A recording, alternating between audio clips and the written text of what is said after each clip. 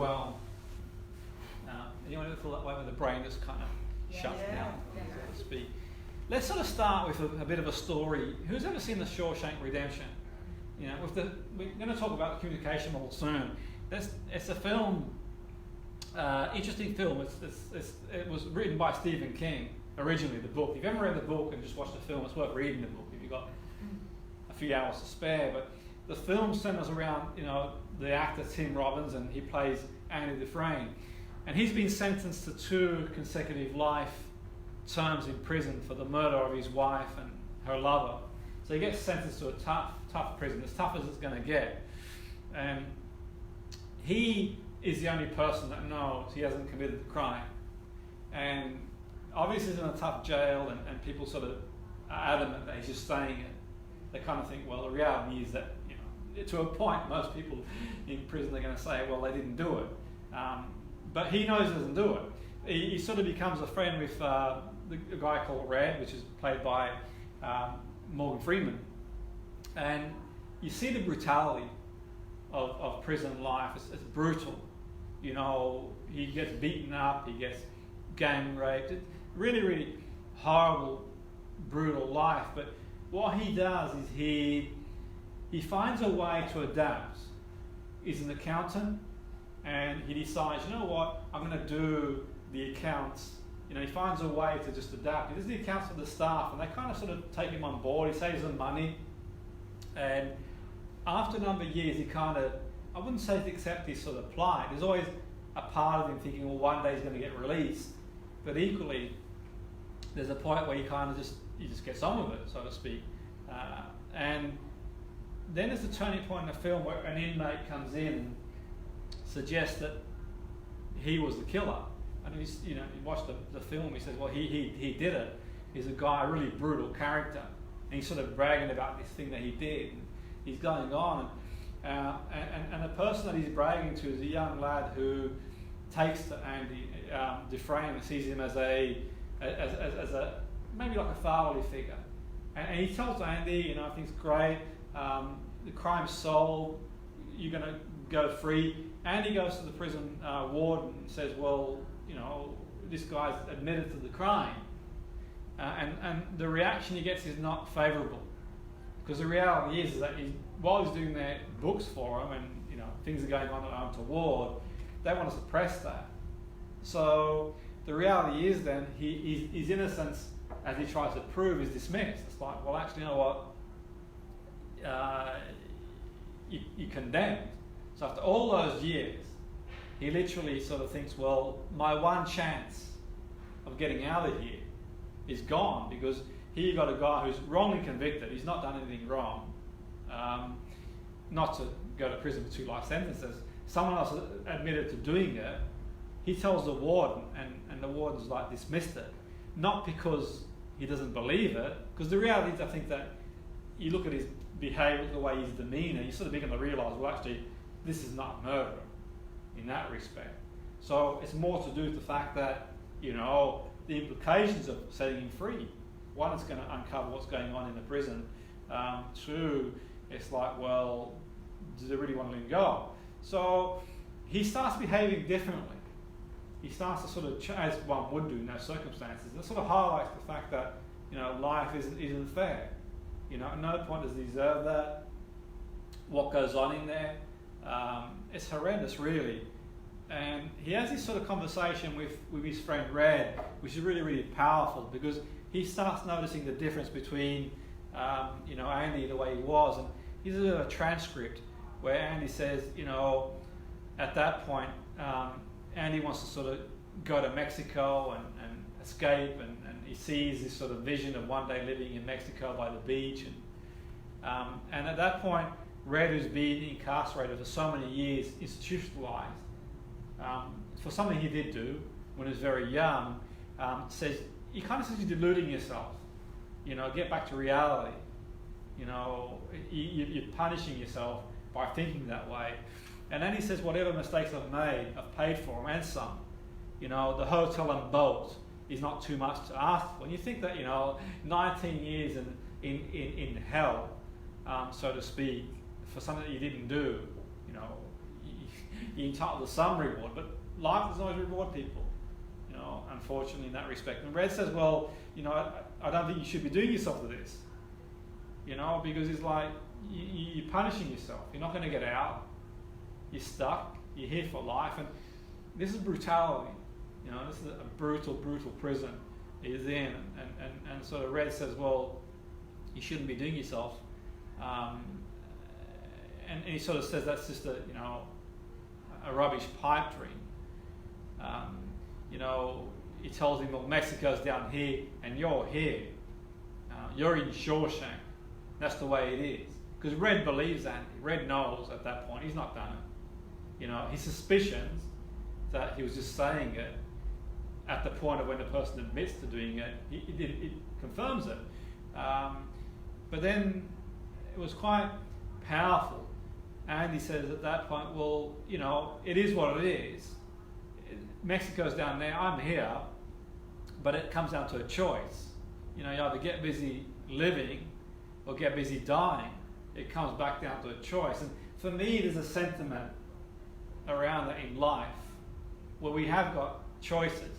You know, suffering is a given in life. Irrespective of who you are, we are going to suffer in life. You know, we're born into a world where things aren't always fair.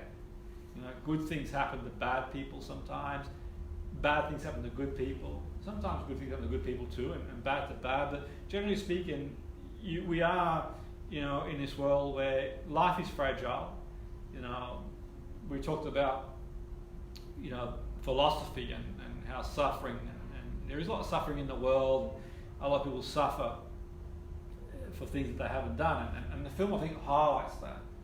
How there are a lot of injustice in the world where, you know, a guy who's done nothing wrong is subject to all that brutality, and then any dream he has is squashed. But where he is in his own mind is really important, because in his own mind he decides, well, actually there is going to be a way out at some point, and he sort of, you know, begins to dig a hole through the prison. And if you haven't watched, I won't spoil it for you, but it's a story of hope, really. And I think for me it links to what we're covering on this course, because or general philosophy, where, you know, we can all feel hard done to sometimes. I think all of us do at some point, but the reality is that, you know, I think that at any point where you think, you know, life's throwing you a curveball, there are people out there who we shouldn't, you know, compare our lives in that respect, but people who are suffering equally, if not more, maybe some a bit less, but on this journey in life, we can sort of underestimate people's own journeys.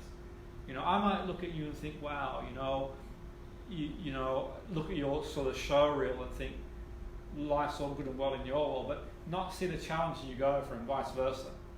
You know, being in this field for many years, one thing I do know for sure, everyone has a story to tell. Everyone's gone through challenges, and if you haven't, I don't want to bear of bad news, we all will. It's just the way it is. You know, people get ill, they get injured, they go through bereavement, they go through break. All these things happen in life because nothing's permanent. But we sometimes chase happiness, and we think that things have permanent value. Nothing has permanent value, I'm afraid. You can buy a brand new car tomorrow, and it's great for a short while, but then it just wears off. You can sort of exotic holiday, and eventually it's going to wear off. And that's just the way the brain works. In that respect, we kind of adapt to it. So we're an ongoing process. We're not static. And for me, one of the ways that we can sort of go forward in life, and the cards you get are not your call. You know, you get handed a set of cards, but what do you do? You know, as a result, you know, do you sort of, you know, Andy had every right to sort of carry on being his victim, because he was a victim of injustice, of all that's wrong in the world. But equally, in saying that, he sort of carried on with his sort of dream, and not to say that everyone's going to achieve their dream who sort of carries on, but one of the key areas of adaptive behaviour is, you know, certainly being aware of the incoming data and how I respond to that. You know, rather than be reactive and sort of, you know, we can accept our there's useful to accept situation rather than denial to start taking mindfulness steps to change, but equally resignation is not a good place to be, and a lot of people in the world start to resign themselves to the situation they're in, and that's not really a good thing, because obviously, certainly in the film, if he resigns himself, then he's suddenly condemned to many more years of that brutality for something he didn't do, and it may never be found out. But equally, by having that sort of hope and that vision, that sort of kept him going. So in one respect, it's really important to have some sort of vision, some sort of hope of the future, of a better future. If the life that we're living isn't what we want it to be, that's not sort of not being grateful for what we have, because there's a lot to be grateful for, but equally in the path of improvement, it's taking mindful steps. So I want to sort of mention the brain very briefly and how vast it is. The brain is vast, we know, and it requires interpretation. Sensory input requires interpretation by our brains. The interpretation allows us to process in greater depths elements that are most important to us or interesting. Okay, we should go into a bit more deeper, and it's really important because what you notice and are aware of is really important in moving forward. But if we look at the brain as a complex organ, the brain is 100 billion neurons. Okay, so it's a bit of insight to the brain, a short insight to the brain. There are as many neurons as there are stars in the Milky Way.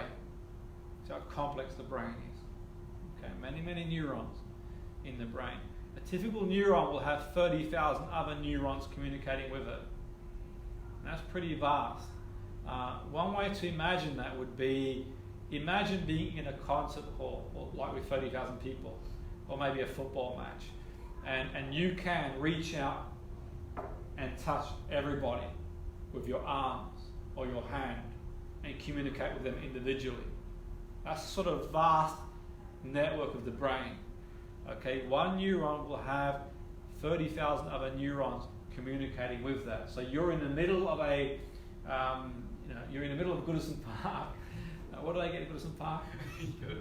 Yeah, and you can communicate with every individual. Or maybe Malaga Stadium there, it's probably about 30,000 people. So you can communicate with all those people individually at any given moment. That's incredible. A neuron is a nerve cell, and the brain is made up of 86 billion neurons, so the research suggests. If you multiply that, each neuron communicates at 30,000. That's a lot of processing going on in the brain. Okay, I mentioned there, you can reach out every person in the venue and communicate with everyone in that venue, communicating at that point. And you've got 86 billion neurons. Okay, when two neurons talk, they can transmit 5,000 pieces of information. Okay, so that's a neurotransmitter in milliseconds. So just two neurons talk and communicate 5,000 quantum information in 3 to 5 milliseconds. Okay, right. Now this will be relevant as we go on in the course, but just to highlight the complexity of the brain. So that's 150 million pieces of information in 3 milliseconds in one neuron, and you have 100 billion or so of them in your brain. So it's pretty amazing. So a brain typically has 1 trillion connections. Okay, 1 trillion connections. So if you move 2 fingers, if you sort of do that with your fingers, or you squeeze your hand, that involves neurons.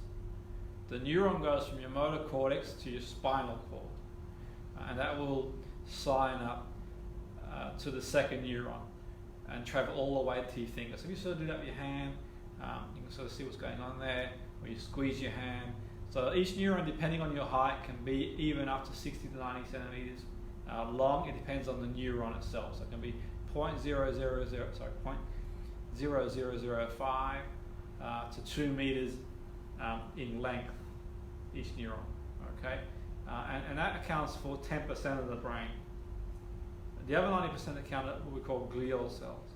There's a bit of background in the brain in that respect. And that'll be a little irrelevant as we go on in the course to show the complexity of the brain. Now, let's look at the NLP communication model. Okay, anyone covered the NLP communication model before?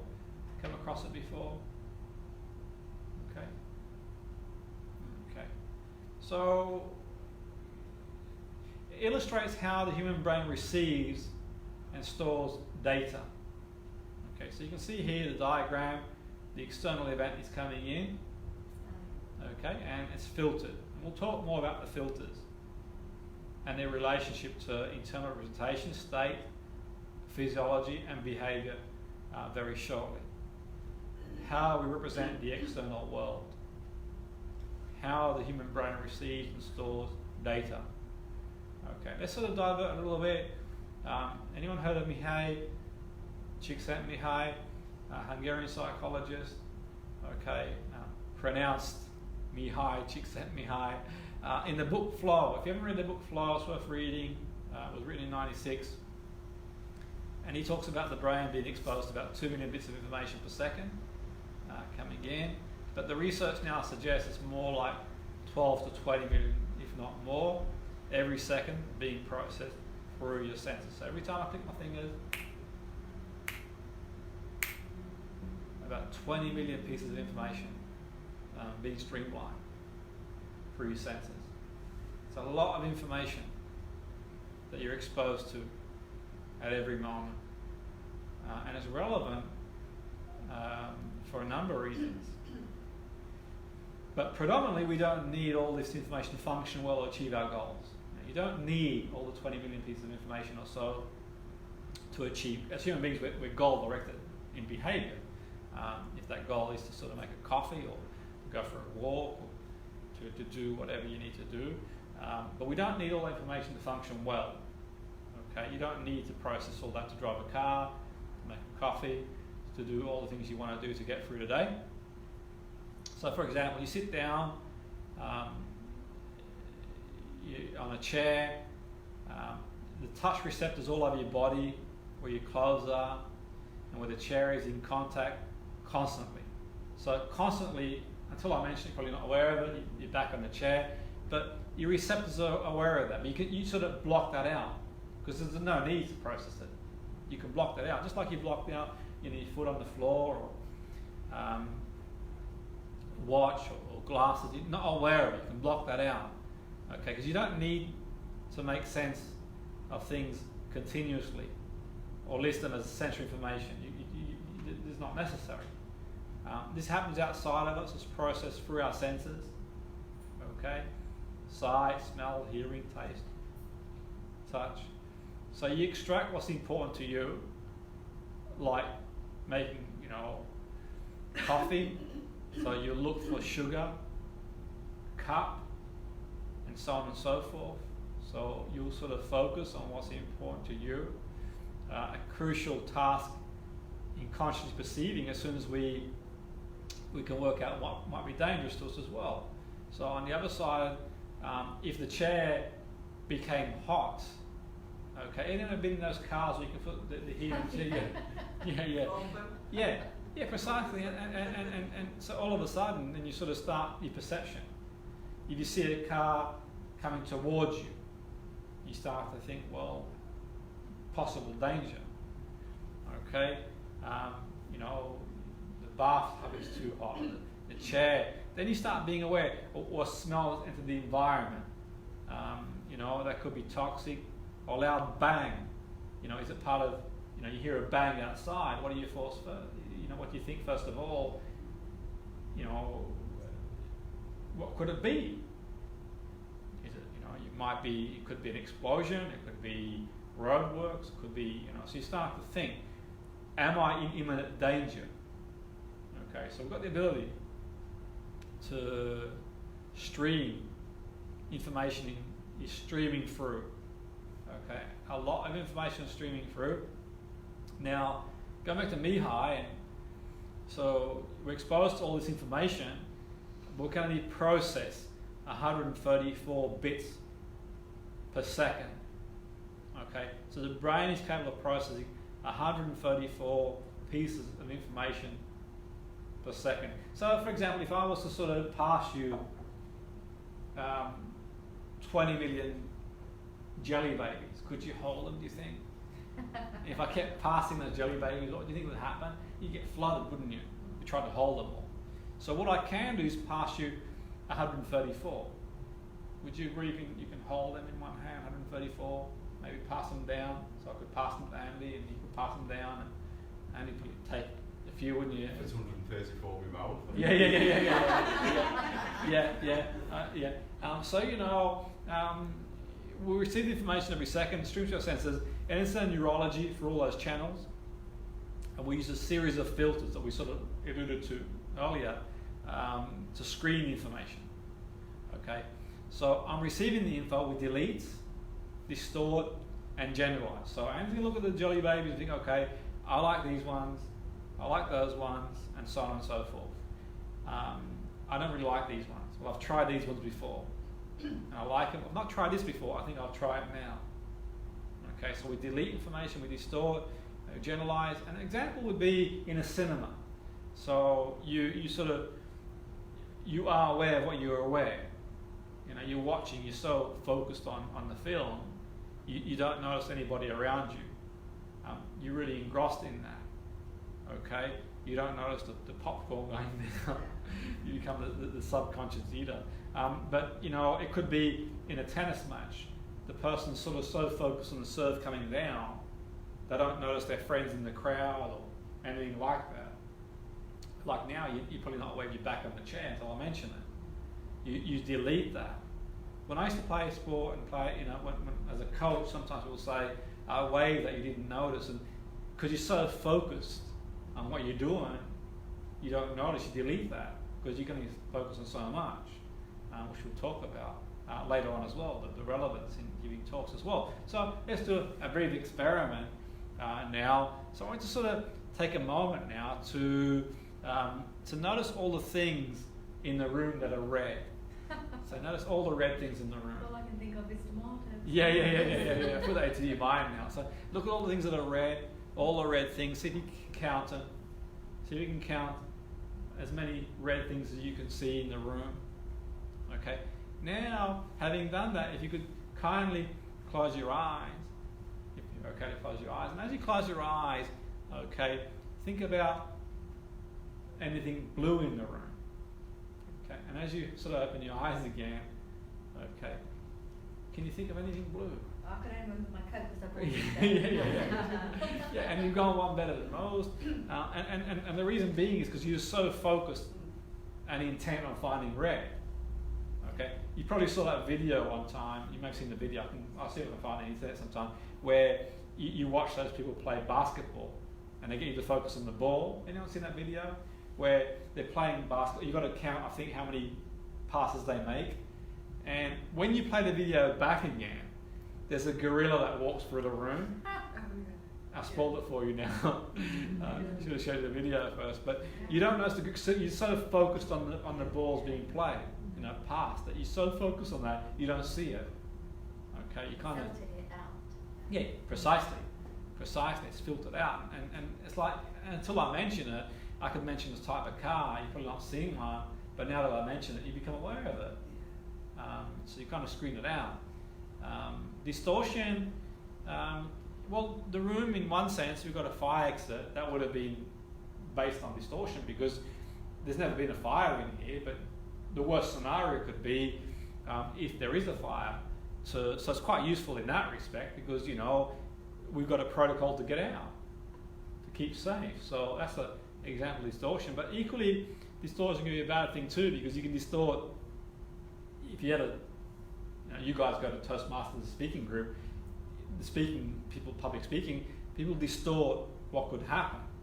You know, public speaking is pretty straightforward in one sense, but you kind of distort, you know, the people are going to be all watching you, will I mess my words up? And you think about the worst scenario in one respect. So, you know, whilst it's useful, it can be a bad thing too, because in sport you see the opposition. Maybe a lot better than what they are, us a lot worse than what they are. Interview, distortion, the person interviewing you. Could be, you know, you might have a view of the person being different to what they are. So you can see it being a good thing in some respect because you stop at the traffic lights because you think that the permutation is not doing so. So many things you do that are quite useful, but also can be a negative thing. All these things are probably negative. It's for you to decide. You know, but you've done that process before where you relay a message. So if I gave a message to Andy, we won't do it now, but you can you've probably done it before a million times. By the time it gets relayed, it comes back again. It's completely different. Yeah, we used to do it at school. Yeah. Yeah. Precisely. Yeah, well, exactly, yeah. And the point being is that it gets relayed, and so, you know, the original message is vastly different, you know, than what it was. And I suppose the song, we've all sort of heard the words of a song, and has anyone ever changed lyrics of a song? Yeah. You know, you kind of adapt the lyrics, and all these years you thought the song meant that or said that, and years later you find, no, that's not what they say. They don't mean that. They didn't say that. How can they damn change it after all these years? So we kind of distort the meaning, but we generalize too. The other aspect of generalization, and generalization is quite good because it's easy, it's economical for the brain to relearn stuff every day. It's a shortcut. Small energy consumption per cell in generalizing. So generalizing is quite useful too. So a classic example, to use a film as an example of generalization, has you ever watched that before? Yeah. Okay, I wouldn't rush out and watch it if you haven't watched it. No. But it's a classic case of generalization because Drew Barrymore, I don't know her name in the film, or recall, but she loses a short-term memory. And Adam Sandler, he sort of meets her in a love story. And, you know, please don't rush out and watch it. I'm just going to use an example. She loses a short-term memory, and what he does every day is plays her a video. This was back in the days of videos of what she did the day before, so she can remember. Okay, so she generalizes. So she actually forgets who he is the next day. So she shows him who he is, and, you know. So we generalize many things. You generalize you can drive. You don't have to learn to drive every day. You generalize you can make a cup of coffee. You don't have to learn that every day. So it's very useful to generalize in that respect. Would you agree? Not learning things every day. So it's quite useful. So you don't need a video to show you what you need to do, relearn stuff. So it's quite useful. But then what about when you relearn negative patterns that don't work for you no more? Assumptions about people, about things, about your own ability. I could never do this. I could never do whatever. Not really a good thing, is it? Goes unchallenged. It's easy. It's economical. So they're the dangers of generalization. Okay. After we generalize, we delete, distort. After the filters, we delete, distort, and generalize. We sort of mention the filters, and the filters we use to screen information. Sort of touching on those are language. See, language is quite complex, and we'll sort of talk about that on the course in the next few days. Now, where does language come from? Now, does a word in one language seem different to another language? You know from living abroad that certain things said in a different language have different permutations emotionally. But the point being, if I say to you, what does the word success mean to you? If you were to write that down, what does the word success mean to you? I'm going to go through the group. What does it mean to you? What's success? That's an internal quality. Yeah, well, it is. Anything to you that means? Just get through the challenges of life. Okay. Achieving a goal you set out. Yeah. Anything? You've done something really well, but you've achieved something. And we'll sort of go a notch deeper. What does the word love mean to you? That you care for and that you give back as well as receive. Yeah. For me, compassion. Yeah. Let go. Deep connection. Okay. So, you know, one word means something completely different to each individual. So I could be speaking to you literally in another language because what the words mean to me and represent to me are very different to you. And we see a lot in business where you got, in corporations where they have, these values sort of hanging on the wall.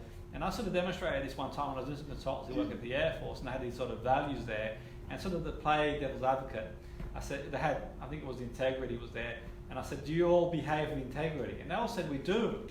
I said, really? Write down what that means to you. Out of 40 people, did they all have the same answer, do you think? No, none of them had the same answer. So it goes to show that, what means one thing to you means something different to somebody else. So what do you think can happen when you think that, we start going to values and beliefs? Well, most of the world's conflicts are based on values and beliefs, disagreements. There's a problem. That's how we filter information, through language, okay? Through memories, different memories. Meta programs, a bit like software applications for the brain at an unconscious level of awareness. We're going to touch on that in the course too. Decisions, attitudes, values and beliefs, okay? So, who's ever reflected on the situation and your memory is different to a sibling, to a partner? No, you thought one thing, they thought something else. Okay, memories can be different, and that influences what you do in the future. So we have these sort of schemas that we pick up on our journey. So schema in simplistic terms, association. So you'll know. Would you put your hand in fire? I wouldn't have thought so, because you know what to expect. Tony Robbins can say you do. Yeah, and that's really. I think it's really impressive. There's a hot coal walk, but what would really impress me is if you could walk on water. Now that would be damn good. People are impressed. If you could walk on water, damn, I'd be impressed. And, but fair enough. Yeah, precisely, exactly. So I'm going to design a seminar where if I can get people to walk on water, then I'm sure I'll impress people. Yeah, but if you do walk on those coals, don't put nail varnish on. You could go up in flames. Not that I wear nail varnish, as you do. But memories, these schemas, and a schema really, in simplistic terms, we think about schema. Let's say if you were to go in somewhere in the world where they've never, let's say for example, what would you expect to find in the kitchen? What would you find in the kitchen, do you think? Not my kitchen, because you probably find it numerous things. Yeah, it's like, the appliances, and through experience. But if you went to some sort of place in a far off beaten track who'd never known a kitchen, and you said to them, what would you find? They wouldn't know. There's no reference. Equally, if they gave you a word, a situation in their environment, would know. It's all you. So you build these sort of schemas up over time. They influence our behaviour. And one way I see it in simplistic terms is putting it in a simplistic way to understand that memories and schemas are. I've mentioned this before. So if you had a dog like that as a 5-year-old and it was really loving towards you, and you stroked it every day and really kind, if you saw the same, if we all went for a walk at lunchtime, and what would there be a difference to the person who's experienced that loving relationship with that dog if one of us had been bitten by a dog like that? It ravaged our leg, and one had no experience. What would the reaction be walking through the park? Very different. So, Andy heard a dog like that, really loving towards him. He's going to say to the person who's been bitten by it, what's all the fuss about? And they're going to say, no, it's dangerous. Well, who's right and who's wrong? Well, it's idiosyncratic because it's your experience. Because I know spiders, and I grew up in an environment where spiders are damn dangerous. You don't pick up spiders. It's not a good idea. Now, I don't want to give you any phobias, by the way, but where you sort of experience has a big influence. So, precise. Are you afraid of spiders? Very afraid. Depends which one.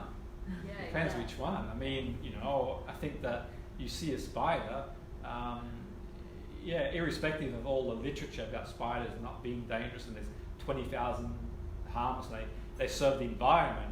If you see one of those spiders running across the room, if you know what they can do, and Exactly. precisely. So if it's a funnel web or a redback, or if it bites you, you're in trouble in that respect. So there may be no dangerous ones here, but I don't have a chance of one biting me. But and memories of a big experience. Meta programs we sort of touched on, like for example, towards or away filter. Some people predominantly are more towards.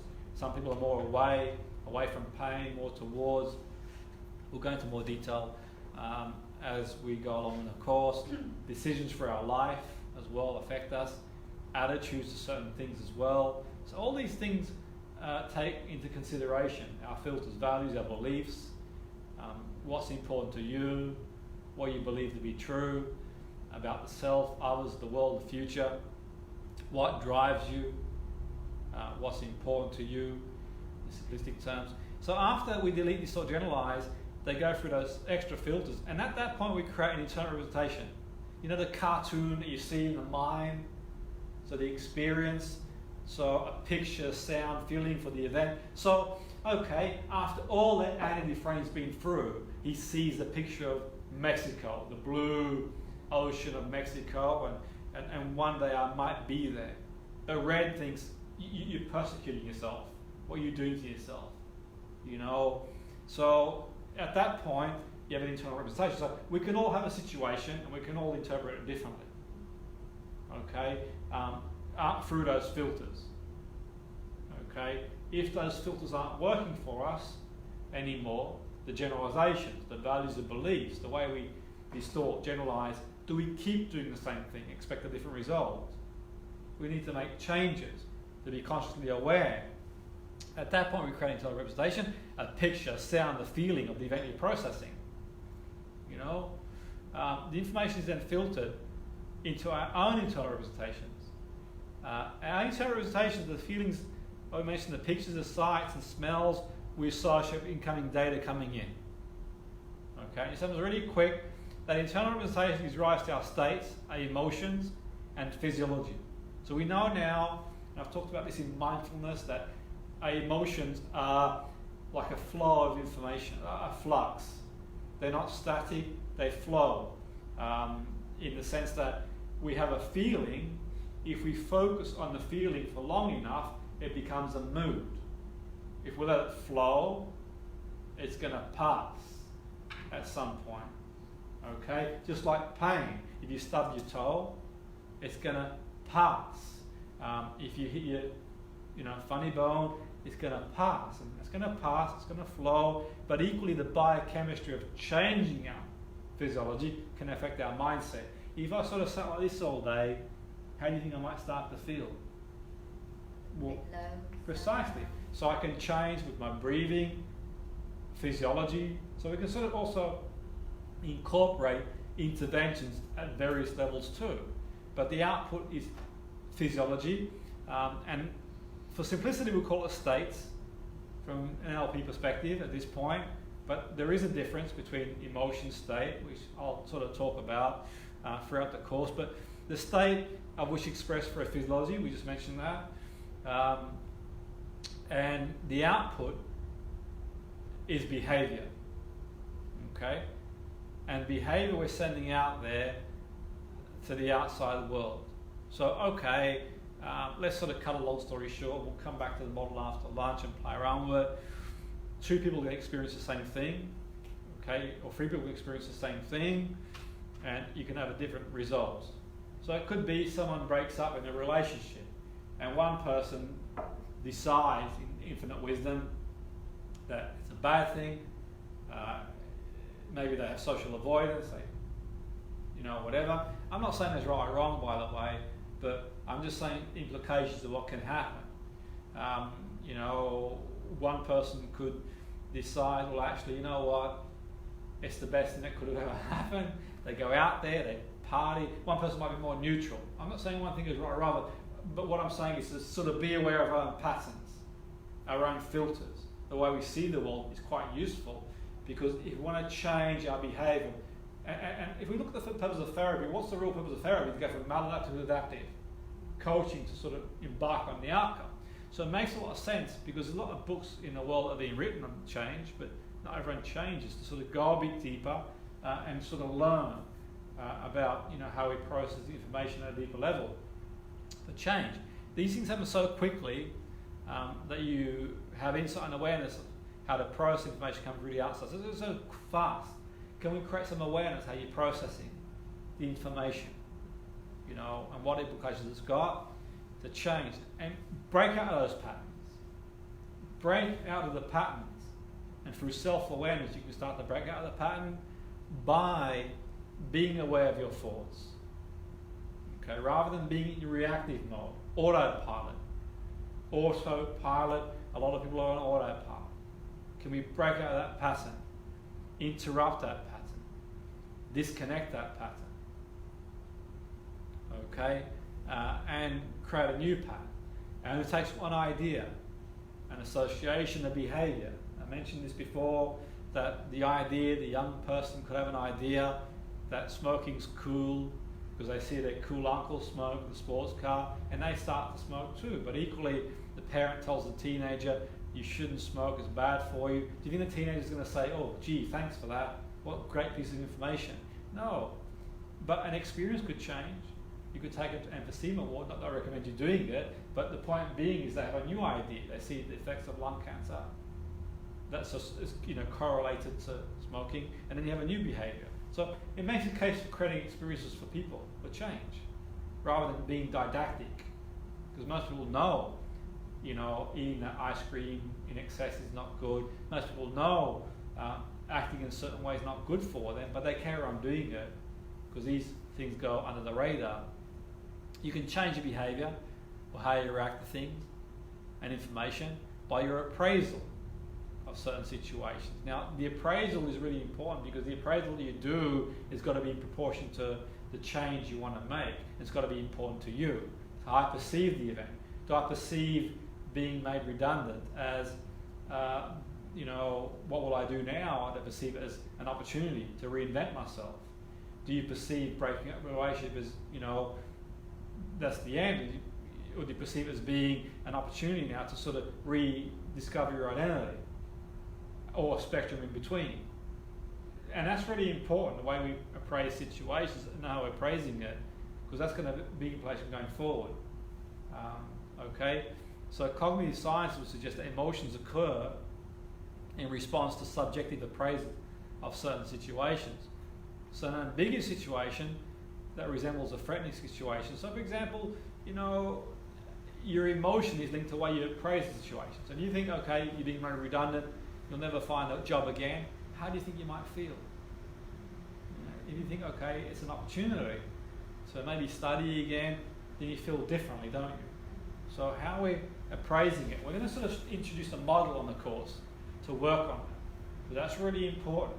It really is for me, knowing our thought process, okay? Because something that we interpret negative instigates a cascade of subjective feelings, new responses, bodily changes, and behaviours associated with fear. But then, if something's ambiguous and you reappraise it, maybe you might think, well, it's not as dangerous. I don't have to be as afraid as I was before. Because anxiety can be a number of things, but it can also be a hypothesis of the what if. The what if that may never happen. The what if does happen, I've got no control over. The what if, the what if, the what if, the reappraisal, the way we see situations. You might think someone doesn't like you, and they may not like you, but they may actually like you, may not have any either or. But the way you perceive it's going to impact your behaviour. So your perception is limited of your own experiences to a certain point. We all see things from our own point of view, using your own filters and screens. See, who's right, who's wrong? Well, your own filters are as unique as your own thumbprint, because no one can live your experiences. They're your experiences, unique to you. Your genetic is unique to you. Okay, so sort of going back to the model again, we see the external event, language, with the deletion, distortion, generalization, the filters, language, memories, decisions, metaprograms, values, beliefs, internal representation, state, physiology, behavior. We've got many filters. A lot of them, if you read the literature, is going to suggest set between 0 and 7, because that's when we're developing. In the first year of our life, there's a lot of development there. In the first year, predominantly, the neurons, our experiences in the first 7 years, because we're raw at that point. We don't know a great deal from 0 to 7. You know, we sort of take on board. Okay. If you tell a 3-year-old some information, do you think it'll be different to telling someone who's 30 years of age? Precisely. I take recorders, children. Yeah. Well, you absorb it more. You've got less way of judging it. If you tell a 3-year-old you're hopeless, it's going to find it more harder to make a judgment than if you tell someone who's 30 years of age. But equally, if someone carries that conditioning from that point and doesn't do anything about it, it could reinforce their belief too. But it's like if it just keeps reoccurring, Yeah. you know. If it's like a one-off, Yeah, they absolutely. can filter it out easier. But if you keep doing it, then it becomes a... Well, you get patterns, yeah, absolutely, and you know, we pattern our behaviour for sure. So you know, you know, a classic example is when I was doing the work on radio. At one point, there was a woman I was working with who was looking to reduce weight and incorporate some of these techniques to help her reduce. And she was in the 60s and tried different methods. And one thing that we decided to work on was getting her back swimming again. She had a phobia around swimming, and she had an incident that happened at 7, 8 years of age in a swimming pool, and she hadn't swam or been to a pool for all those years. For 56 years, she was in her 60s, because she had that association with that. And it was a really good opportunity for her to go swimming, because that was a social thing. You know, she's socializing, she's not eating foods that she shouldn't be eating to help her reduce, and so on and so forth. So the point being is that you've got these patterns, okay, that we run for a lifetime. You know, these patterns of abandonment. So, you know, if a child in the first year of their life, for example, you know, some people say that the child cry themselves to sleep, for example. Well, the child doesn't cry themselves to sleep in one sense, and I'm not undermining people who do or don't do. I'm not judging anybody, but I'm just saying that if the child is crying, what does the child want? It wants attention. So, you know, it wants love and nurturing, and we've seen how important love and nurturing is for a child. So if the child's left to cry, then it's almost like a trauma. No one's coming. You know, so these patterns can start very young. That's not saying every child that's been let to cry is, you know, but in one sense it's abandonment. Because, you know, if you're expressing a need, so hence, you know, I said in jest earlier about the naughty chair, the naughty step. If someone's doing a behaviour, it's expression, isn't it? It would make a lot more sense to me to say, what's going on? A bit of motivational interviewing, if you like. Yeah. You know, what's happening, rather than you're banished, you're doomed, get to that stair over there now. Bad child. Put the lid on there, suppress it. Now, you know, Freud talked very clearly about suppression not being a good thing, and he was right. The evidence now points to suppression as being a bad thing. You suppress it, it festers in the brain like rotten food in the fridge. You know, so the child, okay, might say, well, I've got a tummy ache today, and you might think it's a stomach bug, and it could be a stomach bug.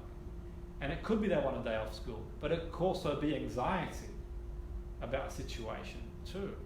But we don't sort of think about that, because we're going to cut the body off, don't we, to the mind in that respect. So we have these filters. The world for a baby is quite raw. You know, it's learning in the beginning.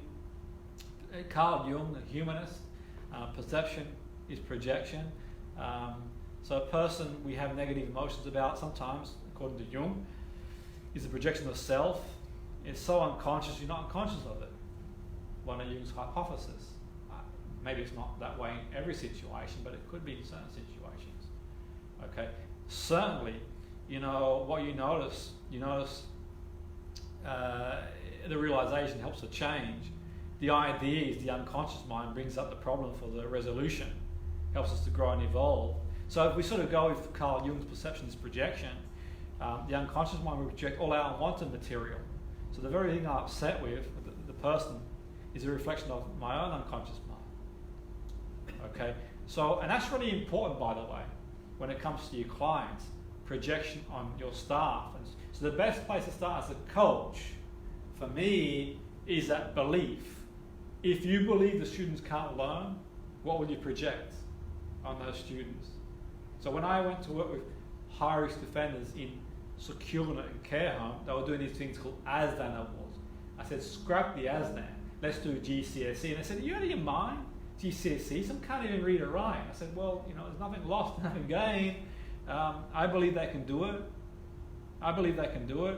And no sooner did I introduce GCSE and they were getting GCSEs, not, pulling up trees, getting A's, but they're getting GCSEs, it was an achievement. Then other teachers caught on and thought, we'll do that too, and the belief barrier was broken then. So projection, staff. If I believe a member of staff is one way, can't change, won't change, it's going to implicate that, isn't it? The results. So as a therapist, I would always say, take on clients that you believe can change. Because I'm not going to be, idealistic and say we believe everyone can change. Sometimes you generally, it's not in your map. But that's probably a good opportunity to politely say, well, I'm not the person for you. Maybe go see someone else, if that makes sense. Some people are not ready for change, are they? Maybe that's a belief too. So, and I take the belief in, Kathy, if I take a client in, I believe they're ready for change and they come to see me. If you've come to see me, then I believe you're ready to change unless you told me otherwise. But that's a great point you made there, because that is a belief in itself. And it's a true belief, because some people perhaps aren't ready for change. But examining your own thought process is key too, isn't it? Or as you say, they come to you. Say, for example, if I'm doing somebody's hair, and Yes. the lady asked me to do a gastric implant on it, but I know she's not ready. Yes. She wants the change, but she's not ready. How do you know she's not ready? Because she's emotionally saying that it goes deeper. Yes. And that could be, there's no right or wrong here, but our limiting beliefs as coaches, therapists, teachers, we could limit our clients in doing so. I'd like to be and pretend to be one of these super coaches with superpowers who claim to have these superpowers. But unfortunately, I don't have a magic wand. I don't have the powers that some of these people claim to have. And we've got to be wary of that too. We don't want to set people up because, there's many variables to behaviour. And you made a great point. I'm glad you drew attention to that. Because as I mentioned earlier, I don't believe in my infinite wisdom. It's as cut and dry as that. Because like I mentioned earlier, the famous motivational speaker that says, in one family, one person becomes a lawyer and one person does this and goes to prison. Well, there's many variables other than mindset. It could be genetic. It could be the parents treated one child different than the other. Okay. It could be that one child had the world of responsibility thrust on them by their parents through injury. So there's many permutations. Not as cut and dry as we like to initially. So you make a fantastic point, but there is a case for, examining your own beliefs and thinking, okay, am I passing those beliefs on to somebody else? And sometimes just being mindful of what we say to people too. And we don't want to tread on eggshells, because I've certainly said things to people I wish I could take back. But that's part of being human. That's the way it is. But the more aware you are, the better we can do, and so on and so forth. But there is a case for being a coach, therapist, teacher, and there's been studies in this area, by the way. There's been research around this in the literature around teachers and their students. Teachers who believe in their students get better results than the ones who don't. Yeah. So that in itself. That's the case with my sister, because one of the teachers loved her. She was great at French. I was terrible at French. So she threw something at me and she went, "You're rubbish. You'll never be as good as your sister." And have I learned a language fully? No, I haven't. Yeah. Well, because it's in there. that could be a change on this It could course be that we do. undone. Yeah, exactly. So it's unconscious feedback to ourselves, and I think that's sort of one thing to take on board. That's really important. And we'll sort of touch on biases, very briefly before we break for lunch. Perceptual biases. We don't see the world as it is. We see it as we notice and remember things. Our own perception. So we just touch on biases. Our perceptual filters. Only a small fraction of information. Okay. A small fraction of information, the environmental stimuli. Remember a small portion and filling the missing gaps with assumptions to complete the patterns. Because what's real anyway? We code the meaning of events. Thus, emotionally loaded events or memories are the strongest and the hardest to change, because the brain is wired to keep you alive in aversion. Okay, so you might recall an event that happened 30, 40 years ago because it was so emotionally laden. Like the dog scenario that got bitten by the dog. then you still believe that dogs are dangerous because of the implications. Does that sort of make sense?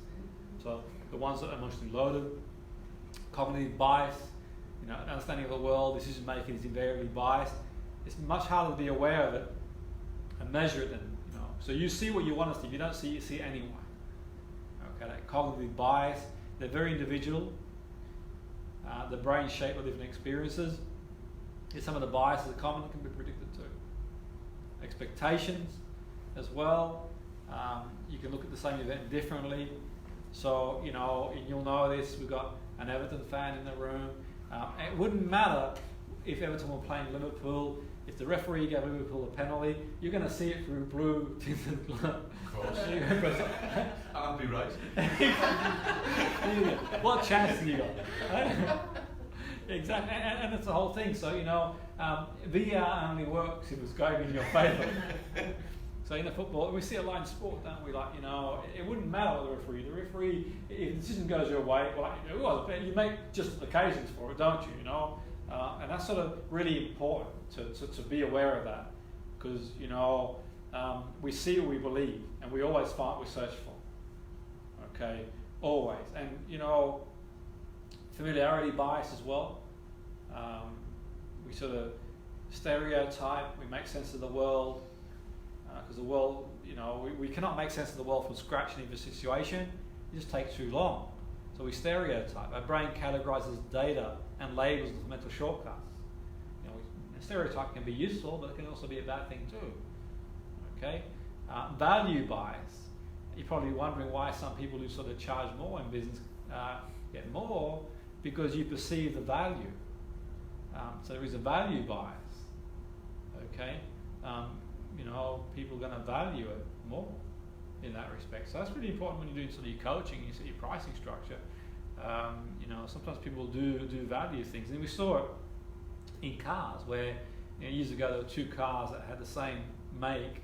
Sorry, they weren't the same make, different make, different badges, but they were the same specification. But one car sold the other by a mile because it had more value. But even though it was more expensive, it was just purely on the association, the value. Sometimes we equate that, So bias, very briefly, our brain's constructing the model of the world perception. It's constantly modulated by multiple factors: beliefs, expectations, context. We covered that. Since we cannot store information about the world, our brains select little events that are meaningful to us and have an emotional component. Okay, perceptual and cognitive bias is inevitable. Even knowing about it doesn't make us unbiased. Okay, we cannot change the functioning of our brain, but we can update our model of new information. So on that note, we're going to cover a lot more, and we're going to sort of break now for lunch. We're going to break for lunch, give a good hour for lunch, a good rest, and come back and do some practical exercises and go from there. So we'll open for questions shortly, and we'll have a good break for lunch, and we'll sort of come back to some of this, and we'll do some practical exercises for you to consolidate the learning and go from there.